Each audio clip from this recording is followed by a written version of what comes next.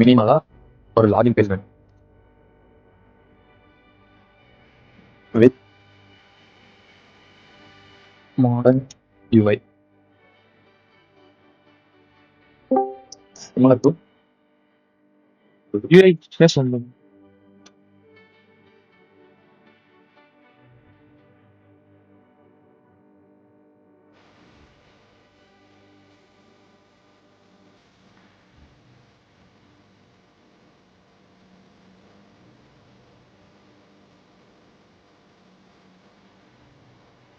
நீ கிரியேட் பண்ணதா இதுவா?